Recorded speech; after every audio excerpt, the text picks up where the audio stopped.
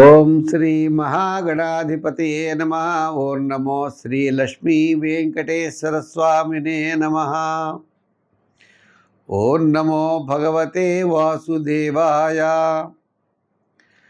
గురవే సర్వలోకానాం భిషజే భవరోగిణాం నిధియే సర్వవిద్యానాం దక్షిణామూర్తియే నమః. ప్రేక్షకుల నమస్కారాలు తెలియజేస్తూ ఈ వారం మీ యొక్క రాశుల యొక్క ఫలితాలు మనం తెలుసుకుందాం. మనకి జూన్ 28వ తారీఖు నుంచి జూలై 4వ తారీఖు వరకు ఉన్నటువంటి గ్రహాల యొక్క పరిస్థితులను అనుసరించి రాశి ఫలాలు తెలుసుకుందాం.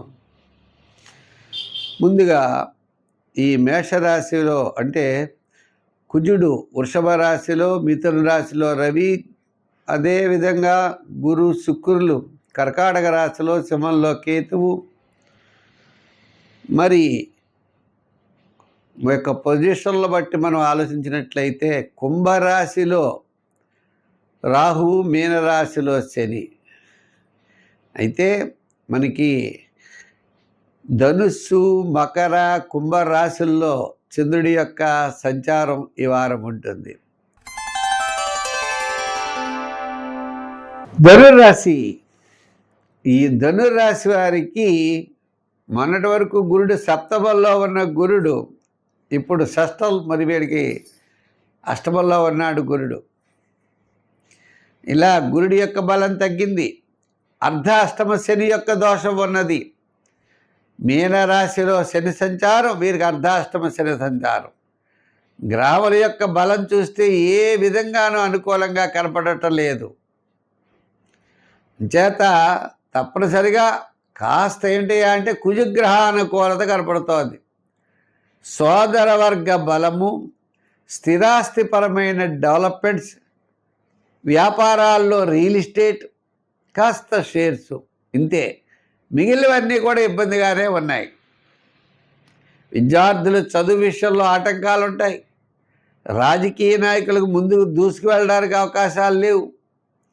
వృత్తుల పరంగా ఉన్నవారికి కూడా చిన్న చిన్న ఆటంకాలు ఉండేటువంటి పరిస్థితులు ఉన్నాయి. వ్యాపారాత్మకంగా అంటారా, సామాన్యమైన వ్యాపారం జరుగుతుంది తప్ప విశేషమైన వ్యాపారం జరగడం చాలా కష్టం. అర్ధాష్టమ శని ప్రభావం తప్పనిసరిగా ఈ రాశి వారికి ఎక్కువ చూపిస్తుంది. ఈ రాశి వారు ఏం చేయాలి అంటే ప్రతి శనివారం నవగ్రహాల చుట్టూ తిరగాలి. ఇది మొట్టమొదట. రెండవది శనివార నియమం పెట్టుకోవాలి. మూడవది తైలాభిషేకాలు. అంటే నవగ్రహాల చుట్టూ 9 సార్లు తిరిగి ఆ శని భగవానుడికి తైలాభిషేకం వేసి ఓం నమ శివాయ అనే పంచాక్షరీ మంత్రం చదువుకుని ఓ కొబ్బరికాయ కొట్టి అక్కడ వదిలేసి బెల్లం ముక్క పట్టుకెళ్ళి ఆ స్వామి దగ్గర పెట్టి నమస్కారం పెట్టుకోవాలి. పెట్టుకుని స్వామి నీ యొక్క అనుగ్రహంతో ఇబ్బందులు తగ్గాలని చెప్పి స్వామికి దండం పెట్టుకుంటే తప్పనిసరిగా మంచి జరుగుతుంది. మనం కంగారు పడవలసిన అవసరం లేదు. సంఖ్యల్లో ఎక్కువగా 3, 7 వాడండి. ఆరాధనలో శని భగవానుడిని మనకండి. నవగ్రహాలు లేవు, ఇది చాలా కష్టం. అంటే కొంతమంది చోట ఈ యొక్క బోనం వేస్తారే, బోనం వేయడానికి ఒక చెట్టు ఉంటుంది, జమ్మి చెట్టు అంటారు.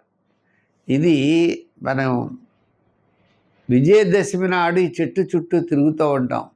శమయతే పాపం అని ఈ చెట్టు చుట్టూ కనుక తిరుగుతూ ఈ యొక్క అర్ధాష్టమ శనివారు, కుంభరాశి వారు, మేషరాశి వారు ఈ నవగ్రహాలు కలిగపోతే ఈ యొక్క జమ్మి చెట్టు చుట్టూ తిరగండి. ఒక జమ్మి సమిధిని దగ్గర పెట్టుకోండి. ఇంద్రనీలమని అంత శక్తి దానికి ఉంటుంది అట. తప్పకుండా శని యొక్క ఆరాధన మీకు విజయం చేకూరుస్తుంది.